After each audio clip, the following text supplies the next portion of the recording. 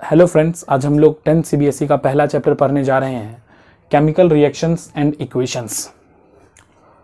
सबसे पहले ये जान ले कि ये चैप्टर केमिस्ट्री का है। एग्जाम पॉइंट ऑफ व्यू से भी इस चैप्टर का इम्पोर्टेंस काफ़ी ज़्यादा है। केमिकल रिएक्शंस क्या होते हैं? तो केमिकल रिएक्शंस वैसे प्रोसेस को कहा गया है जिस प्रोसेस में सब्सटेंसेस आपस में इंटरेक्ट करते हों और न्यू सब्सटेंसेस का फॉर्मेशन कराते हों। न्यू सब्सटेंसेस की प्रॉपर्टीज भी क्या होंगी? न्यू होंगी, यानी पुराने वाले से बहुत डिफरेंट होगा, टोटली डिफरेंट होगा। सिंपल अगर हम डिफाइन बोले तो ऐसा बोल सकते हैं कि a process in which new substances having new properties are formed. Chemical reaction के दौरान जो सब्सटेंसेस रिएक्ट करते हों, यानी कि रिएक्शन में भाग लेते हों, एक तरह से समझो कि जो सब्सटेंस आपके पास रिएक्शन से पहले होगा उसको रिएक्टेंट बोलेंगे और जो रिएक्शन के बाद होगा उसको product. Just for example, hydrogen और ऑक्सीजन रिएक्ट करता है, क्या बनाता है? वाटर। जो सब्सटेंस हमारे पास रिएक्शन से पहले है उसको हम लोग बोलेंगे रिएक्टेंट, और जो सब्सटेंस हमारे पास रिएक्शन के बाद है उसको बोलेंगे प्रोडक्ट।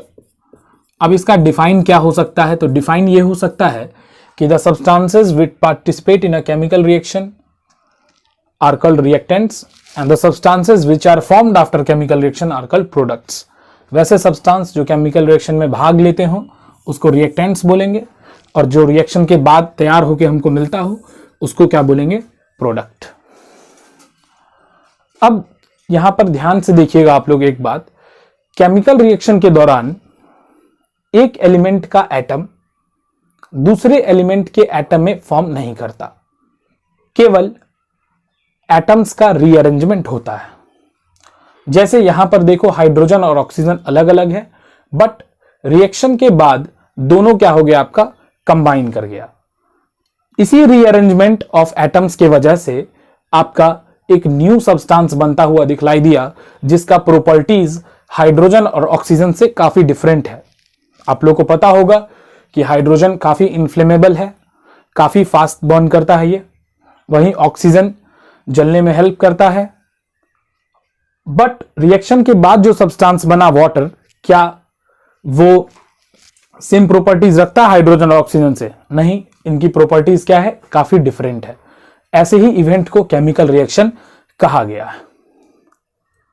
जब अभी से मतलब एक तरह से बात करो, बहुत पहले ट्रेडिशनल मेथड जो होता था, मतलब जब हमारे पास एलिमेंट्स का वेल डिफाइंड सिंबल्स नहीं होता था, तो हम लोग किसी भी रिएक्शन को बहुत लंबे लेंदी तरीके से लिखते थे। जैसे hydrogen reacts with oxygen to form water, या फिर hydrogen reacts with chlorine to form hydrogen chloride. तो ये क्या होता था? काफी लेंदी होता था। ठीक है, ये तरीका जो है, जैसे अगर मैं लिखूं hydrogen reacts with oxygen to form water, पहले जो है वो हमारे पास सिंबल्स नहीं हुआ करता था। जैसे हाइड्रोजन का सिंबल हमारे पास नहीं था, ऑक्सीजन का सिंबल नहीं होता था, तो हम लोग इतने लेंदी तरीके से लिखते थे। बट आज चूंकि हमारे पास सारे एलिमेंट्स का, सारे कंपाउंड्स का, सारे मॉलिक्यूल्स का, सबका सिंबल पता है, इसीलिए हम लोग क्या करते हैं कि अब सबको, जितने भी एलिमेंट्स हैं, कंपाउंड्स हैं, मॉलिक्यूल्स हैं, उनके सिंबल से डिनोट करते हैं। जैसे कि यहां पर देखो, इतना बड़ा सा सेंटेंस था, लेंदी था, hydrogen reacts with oxygen to form water, but हमने यहां पे क्या किया? बहुत सिंपल वे में लिखा, H2 हाइड्रोजन के लिए, O2 ऑक्सीजन के लिए, और इससे फॉर्म क्या किया? वाटर, उसका भी सिंबल ही H2O। तो ऐसे चीज को बोलते हैं केमिकल इक्वेशन। कहने का मतलब, जब किसी भी केमिकल रिएक्शन में जितने भी एलिमेंट्स प्रेजेंट हैं उनके सिंबल का सहायता लेकर, ठीक है, जितने भी एलिमेंट्स या जितने भी कंपाउंड्स मौजूद हैं उनके सिंबल्स का सहायता लेकर अगर हम केमिकल रिएक्शन को शो कराएं तो उसको हम केमिकल इक्वेशन बोल सकते हैं। और केमिकल इक्वेशन ज्यादा इंफॉर्मेटिव भी बनाया जा सकता है। जैसे इससे हमको कोई इंफॉर्मेशन नहीं मिल रहा है हाइड्रोजन किस स्टेट में है ये मिल रहा है, नहीं मिल रहा, ऑक्सीजन किस स्टेट में है ये मिल रहा है, पता नहीं मिल रहा है, कोई भी चीज का जो हमें स्टेट है वो पता नहीं चल रहा। बट जब हम इक्वेशन लिखते हैं तो वहां पे क्या क्या शो करा सकते हैं, सबका मैं एग्जांपल भी दे रहा हूं। क्या क्या शो करा सकते हैं हम लोग, फिजिकल स्टेट शो करा सकते हैं, दूसरा चीज हम लोग शो करा सकते हैं कि क्या क्या कंडीशंस में वो रिएक्शन हुआ है। ठीक है, कंडीशंस कहने का मतलब कि हीट, कितना टेम्परेचर वहां पे लगा था। ठीक है, एक तरह से सिंपली हम इसको बोले टेम्परेचर कितना लगा था, हीट का अलग कर ही लेंगे। तीसरा, कितना टेम्परेचर वहां पे लगा था, उसके बाद कितना प्रेशर अप्लाई किया गया था, क्या को कैटलिस्ट का यूज हुआ था कि नहीं हुआ था, कैटलिस्ट क्या होता है ये भी बताएंगे अभी तुरंत। और तीसरा चीज आप बता सकते हैं एनर्जी चेंजेस। एनर्जी चेंजेस कहने का मतलब दो में से एक बात होता है, या तो रिएक्शन कराते वक्त एनर्जी लगा होगा या फिर रिएक्शन के बाद हमको क्या हुआ होगा, एनर्जी मिला होगा। तो दोनों चीज शो करा सकते हैं। ठीक है, तो बताते हैं इस तीनों को एक एक करके। आइए देखिए कैसे हम लोग इंफॉर्मेटिव बना सकते हैं। सबसे पहले एक दो इंपॉर्टेंट बात और कर ले, जैसे मान लो magnesium reacts with oxygen to form magnesium oxide. तो मैग्नीशियम ऑक्सीजन के साथ रिएक्ट कर रहा है, बन क्या रहा है, मैग्नीशियम ऑक्साइड। देखो बाबू, जिसको भी फॉर्मूला नहीं आएगा वो कमेंट बॉक्स में बताना, मैं फॉर्मूला लिखने पे यानी कि जितने भी कंपाउंड होंगे उसका फॉर्मूला कैसे लिखा जाता है इस पे एक वीडियो बना के डाल दूंगा। जैसे मैग्नीशियम ऑक्साइड का फॉर्मूला क्या होता है देख लो, चार्ज याद रखना होगा आपको केवल। मैग्नीशियम का होगा +2, ऑक्सीजन का होगा -2। क्रॉस देखो कराते हैं, बट क्रॉस कराने से पहले अगर कटने वाला है तो काट दो, सिंपल फॉर्म में ले आओ, कट जाएगा। 1 बचा है, यहाँ पे भी 1 बचा है, mg भी 1 और O भी कितना 1। आ गया बात समझ में। अभी बैलेंस नहीं कर रहा हूं, बैलेंसिंग बताऊंगा आगे कि बैलेंस कैसे कर सकते हैं। देखो बाबू, यहां पे हम लोग क्या कर सकते हैं, सबका स्टेट शो कर सकते हैं। जैसे मैग्नीशियम क्या होता है आपका, सॉलिड होता है। ऑक्सीजन क्या है आपका, गैस है, तो गैस के लिए G यूज कर लो। फिर MgO भी आपका क्या होता है, सॉलिड ही होता है, तो उसके लिए भी क्या शो कर दिया, S। तो देखो बहुत लेंदी जब हम कर रहे थे वहां पर हम स्टेट नहीं शो कर पा रहे थे, बट जब हमने सिंबल्स का यूज किया तो स्टेट भी शो कर पाना क्या था, हमारे लिए आसान था। तो केमिकल इक्वेशंस का सबसे पहला एडवांटेज ये होगा कि सिंपल होता है लिखने में, और दूसरा इंफॉर्मेटिव काफी ज्यादा है। एक दो बातें और याद रखना, यहाँ पे एरो का यूज किया जाता है। एरो ये बतलाता है कि रिएक्शन किस तरफ हो रहा है, डायरेक्शन ऑफ रिएक्शन। कहने का मतलब डायरेक्शन ऑफ रिएक्शन का मतलब ये है कि एरो का हेड जिधर होगा, एरो का हेड इधर है, इसका मतलब ये प्रोडक्ट है। एरो का टेल जिधर है वो आपका क्या है, रिएक्टेंट है। ठीक है, कहने का मतलब ये है कि ये दोनों रिएक्ट कर रहा है तो ये मिल रहा है। दूसरा देखते हैं एग्जांपल हम लोग की कैसे कंडीशन शो कर सकते हैं कि किस कंडीशन पे रिएक्शन हो रहा है। देखो बाबू, जो भी कंडीशन शो करना होगा वो एरो के ऊपर या एरो के नीचे शो कर सकते हैं। जैसे एक एग्जांपल है हमारे पास कि जब कार्बन मोनोऑक्साइड को आप हाइड्रोजन गैस के साथ रिएक्ट कराते हो तो मीथेनॉल बनता है। क्या बनता है, मीथेनॉल। इसका नाम मीथेनॉल क्यों है ये सब आप कार्बन एंड इट्स कंपाउंड में पढ़ोगे। ठीक है, कार्बन मोनोऑक्साइड और हाइड्रोजन रिएक्ट करता है तो मीथेनॉल का फॉर्मेशन होता है। अब ये रिएक्शन जो है ये सर्टेन कंडीशंस अप्लाई करने के बाद होगा। अगर वो कंडीशंस आप अप्लाई नहीं करोगे तो ये रिएक्शन नहीं होगा। ठीक है, अब वो कंडीशंस क्या क्या है, क्या उसको हम यहां पर शो कर सकते हैं, तो बिल्कुल शो कर सकते हैं। उस कंडीशंस को आपको एरो के ऊपर या आप एरो के नीचे शो कर सकते हो। जैसे कि देखिए, इस रिएक्शन को कराने के लिए हमको 300 डिग्री सेल्सियस पे इसको गर्म करना होता है। दूसरा चीज, हमको यहां पे 300 ATM का प्रेशर भी चाहिए। आ रहा है बात समझ में। और इस रिएक्शन को कराने के लिए एक कैटलिस्ट चाहिए जिसमें कॉम्बिनेशन होता है जिंक ऑक्साइड और क्रोमियम ऑक्साइड का कॉम्बो चाहिए, इस दोनों का कॉम्बो वाला कैटलिस्ट। अब कैटलिस्ट क्या होता है सर, तो कैटलिस्ट वो सब्सटेंसेस है जो किसी भी केमिकल रिएक्शन के रेट को अल्टर करे। अल्टर मतलब चेंज करे, केमिकल रिएक्शन के स्पीड को बढ़ा दे या फिर घटा दे। यहां पे इसका यूज किया गया है इस रिएक्शन को बढ़ाने के लिए, इस रिएक्शन को फास्ट करने के लिए। और एक बात और याद रखना है कैटलिस्ट के बारे में कि वो रिएक्शन के रेट को तो बढ़ा या घटा सकता है, बट वो रिएक्शन में पार्टिसिपेट नहीं करता। अगर मान लो कि कोई रिएक्शन है, उसमें आपको 500 ग्राम निकल लगा है कैटलिस्ट के रूप में उस रिएक्शन को कराने के लिए, तो रिएक्शन के बाद भी आपको 500 ग्राम एज इट इज मिल जाएगा, और ना ही वो किसी के साथ रिएक्ट भी करेगा। बस वो सब्सटेंस आपने इसलिए डाला है ताकि उस रिएक्शन का जो स्पीड है वो बढ़ सके या फिर घट सके, ठीक है, अकॉर्डिंग टू आवर रिक्वायरमेंट। ठीक है, तो ये बातें आपको याद रखनी है। तीसरा है बाबू एनर्जी चेंज। एनर्जी लगा है या फिर एनर्जी प्राप्त हुआ है रिएक्शन के बाद, इसको भी शो करा सकते हैं। कैसे? देखिए, इसको हमने खाली छोड़ा है, इसके स्टेट को आप डालना, मैं लास्ट में बताता हूं। वैसे आप लोग ट्राई कर सकते हो इसके स्टेट को, ठीक है। चलो तीसरा देखो, तीसरा मैंने बताया हीट चेंजेस बताना या फिर एनर्जी चेंजेस बताना। जैसे मान लो कि आपका कैल्शियम कार्बोनेट है, ठीक है, इसको तोड़ना है कैल्शियम ऑक्साइड में और CO2 में। ये जब भी टूटता है तो CaO में और CO2 में टूट जाता है। अब आपसे ये बात पूछा जाएगा कि हीट लगा है यहां पे, तो उस हीट को शो कैसे करेंगे? तो हीट को शो सिंपल सा आप डेल्टा यूज करके कर सकते हैं, ठीक है। इस छोटा सा सिंबल को डेल्टा बोलते हैं। इस डेल्टा का मतलब है कि आपने इसको हीट किया और हीट करने पे ये टूटा है CaO प्लस CO2 में, ठीक है।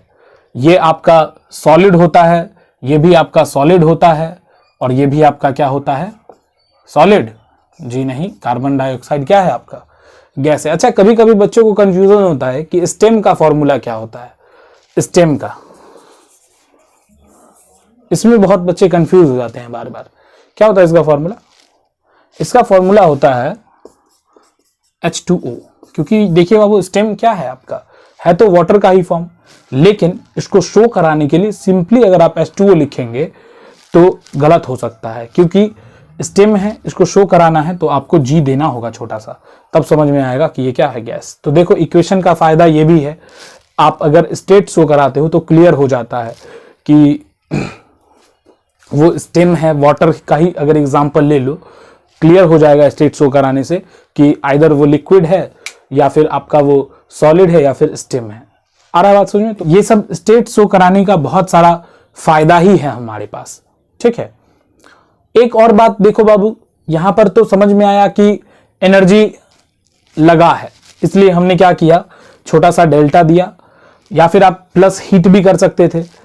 कभी कभी क्या होता है कि आप कोई भी कार्बन का चीज को जलाओ, जैसे मैं बात कर लेता हूं, एक कार्बन का चीज है, कार्बन को भी सीधा जला सकते हैं। जैसे मान लो कि कार्बन को ही जला देते हैं ऑक्सीजन के प्रेजेंस में, क्या बनेगा? CO2 बनता है, कार्बन डाइऑक्साइड। जब सफिशिएंट ऑक्सीजन रहता है तो CO2 का फॉर्मेशन हो जाता है, और यहां पे रिलीज होता है हीट एनर्जी। तो उसको आप क्या कर सकते हो, एरो के बाद शो कर सकते हो। प्रोडक्ट साइड में आएगा, फिर आप डेल्टा से शो इसको नहीं कर पाओगे, ये याद रखना। रिएक्टेंट साइड में अगर हीट है तो उसको डेल्टा से भी शो कर सकते हैं, बट अगर प्रोडक्ट साइड में है तो आप उसको लिखकर ही शो करोगे। आया बात समझ में? यहां पर भी स्टेट शो कर सकते हो आप। कार्बन आपको सॉलिड फॉर्म में पाया जा सकता है, ऑक्सीजन गैसेस फॉर्म में, CO2 गैसेस फॉर्म में। कार्बन सॉलिड फॉर्म में पाया जा सकता है ना, कार्बन बहुत सारी चीजों में होता है। आपका कोल है, ठीक है, डायमंड है आपका, वो भी कार्बन से ही बना हुआ है, ग्रेफाइट है आपका, there are so many things made up of carbon. Petroleum है आपका, डीजल है, ये सब तो मालूम ही होगा आप लोगों को। तो ऐसे करके हम लोग या तो स्टेट शो करा सकते हैं, या कंडीशन शो करा सकते हैं, या हम शो करा सकते हैं एनर्जी चेंजेस, ठीक है, कि एनर्जी वहां पे एब्जॉर्ब हुआ है या फिर वहां पे एनर्जी रिलीज हुआ है। एक सबसे सिंपलेस्ट रिएक्शन जहां पे हम लोग ये समझेंगे कि कंडीशंस को कैसे शो किया जाता है, इसको आप बहुत शुरू से भी करते आए हो। कौन सा? फोटोसिंथेसिस वाला, उसी को कर लेते हैं हम लोग। देखो, फोटोसिंथेसिस में क्या होता है, carbon dioxide react with water to form glucose plus oxygen, ठीक है। 6 लगा दो, ऐसे ही होता है इसका बैलेंसिंग।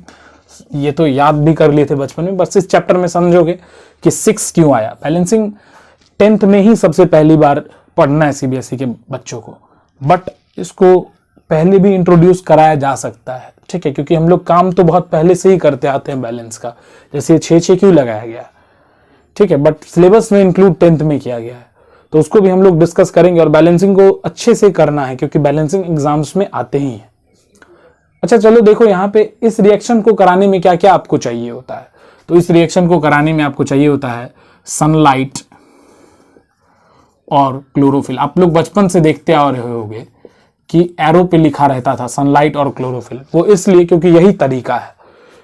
कंडीशंस जो भी होता है रिएक्शन का उसको एरो के ऊपर या फिर एरो के नीचे शो कर सकते। एक क्लास बहू मैंने आपको बोला था इसके में स्टेट डालने के लिए, आप लोग अगर ट्राई किए होंगे तो ठीक है, नहीं ट्राई किए तो समझ लो। यहाँ पे कार्बन मोनोऑक्साइड गैसीय स्टेट में होता है, हाइड्रोजन गैसीय स्टेट, और मिथेनॉल जो होता है आपका वो लिक्विड स्टेट में, क्योंकि ये एक प्रकार का अल्कोहल है, ठीक है। तो इतनी बातें आपको याद होनी चाहिए। एक और चीज देख लो last, Zn plus HCl, zinc और HCl रिएक्ट करता है तो बनाता है ZnCl2 और H2 क्या हो जाता है आपका अलग हो जाता है। यहां पर भी एनर्जी रिलीज होता है। और एक बात याद रखना, H2 के बगल में हम लोग अपसाइड का एरो देते हैं, क्यों? क्योंकि H2 बहुत हल्का गैस है, ऊपर होने का टेंडेंसी दिखलाता है। ZnCl2 है, ZnCl2 क्यों है इसको भी समझ लो। यहाँ पे Zn का चार्ज है +2 और क्लोरीन का है -1, तो Zn1 हो जाएगा और Cl कितना हो जाएगा 2, ये याद रखना है। अब देखो यहां से समझो, स्टेट हम शो कर रहे हैं। Zn का स्टेट क्या है? सॉलिड। हाइड्रोक्लोरिक एसिड का स्टेट क्या है? एक्वस। अब एक्वस क्यों लिखा है सर? एक्वस इसलिए लिखा है, एक्वस का मतलब होता है वाटर। अगर किसी भी चीज को आप वाटर में डाले हो तो उसका एक्वस ही बोलेंगे, ठीक है। अगर एसिड में हम पानी ऐड कराते हैं, एसिड और पानी मान लो कि आपस में मिला हुआ है, तो फिर उसको फॉर्म को क्या बोलेंगे? एक्वस फॉर्म बोलेंगे। यहां पे वही बात है, एसिड में अगर पानी का प्रेजेंस नहीं होगा तो एसिड अपना एसिडिक कैरेक्टर शो नहीं कर पाता है, क्योंकि पानी में जब एसिड आता है तभी उसका H+ आयन अलग हो पाता है। अगर पानी में एसिड नहीं होगा तो उसके H+ आयन्स अलग नहीं हो पाएंगे, ये बात याद रखना। इसलिए यहाँ पे एक्वस स्टेट लिखा गया है। हाइड्रोजन गैस है तो गैसियस स्टेट लगा दो, ठीक है। फाइनली ZnCl2 क्या होगा? ये भी आपको एक्वस स्टेट में होगा, क्योंकि वाटर का प्रेजेंस यहाँ पर भी होता है। तो ऐसे आप सबका स्टेट शो कर सकते हो। तो हमारा पहला लेक्चर था जहाँ पे हमने केमिकल रिएक्शंस को और केमिकल इक्वेशंस को बताया है, और ये बताया है कि केमिकल इक्वेशंस को ज़्यादा इंफॉर्मेटिव कैसे बना सकते हैं। अब अगले लेक्चर में हम लोग मिलेंगे तो बैलेंसिंग को भी समझने की कोशिश करेंगे।